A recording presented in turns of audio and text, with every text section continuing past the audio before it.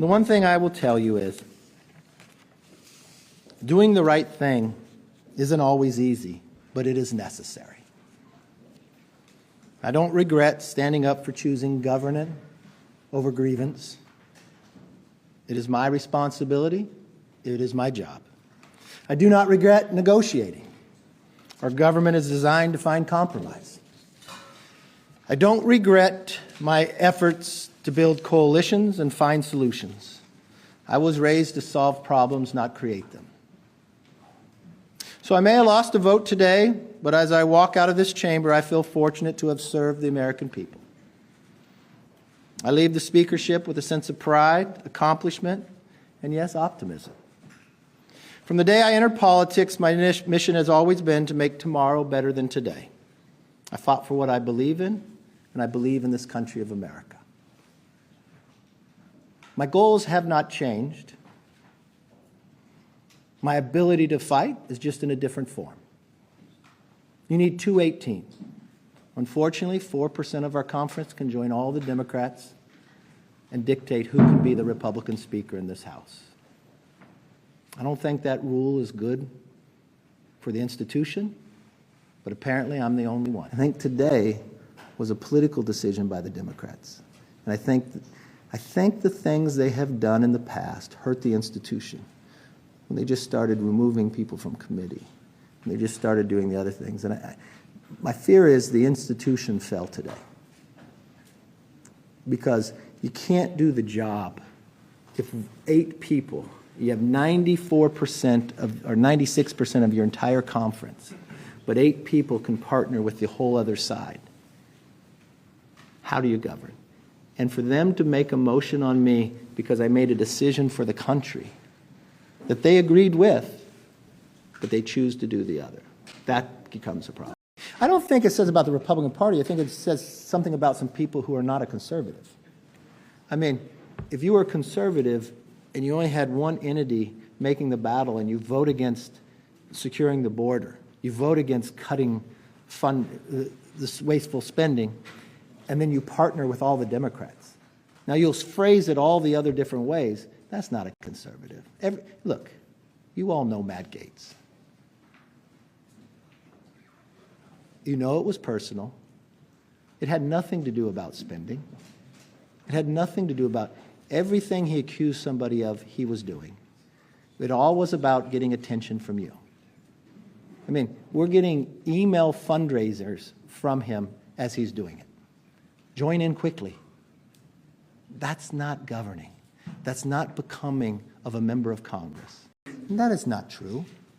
So no. If you're going to ask the question, you're going to say it. Tell me how I did something different on the debt ceiling bill. Any of you. Tell me what I did different on the debt ceiling, that I didn't keep my word. You said it was a floor, you said it was a ceiling. Is it not a ceiling? Okay, this is the Okay, no. When you agree to spending levels, that's the maximum amount you can spend. This is what is wrong with Washington. Because it's the height that you can spend, you can also spend less. We're a different body. So does any of you believe then the Senate broke their word on the debt ceiling? Because they spent more than the limit. But somehow I'm wrong because I want to save the taxpayers more money? We're our own body. I have 2 children. If I give them each $100 for dinner, and one spends 100 and one spends 80, am I going to yell at the one who spent 80 and said, oh my God, you got to spend it all? It's not our money. And why am I getting criticized because I'm fighting for the American people that we can eliminate waste? And you know what? We're our own body. So if we can pass the bills, and the Senate can pass the bills, but they pass them higher, but they haven't passed anything, somehow I'm wrong? I kept my word. I did not spend over the limit. They broke their word. So I call her chief of staff because, I don't know, maybe I don't connect her with something else, but I just said to him, I said, can you please tell me, I don't understand, where have I not kept my word? You know what her chief of staff said? You have kept your word, 100%. Members come to me, and one thing, I don't like the idea that a member comes and tries to leverage me. I don't go for that. You know, I'll vote for the bill you do. That's not well. But if you have a problem with the bill, I want to help you. But I can't sit there and write your entire bill and work it all the way through committee. We just got our one bill out. And it came back, the other bill doing on guns, it just wasn't working. Do you want to do something else? We did something else. I just don't appreciate. Look, I bite my lip. I let people say things that are not true, but it's not right. It is not right. Her chief of staff told all of us we have kept every single one of our words. And he said he's told her that too. No, but do I regret the Democrats playing games with January 6th? Yes.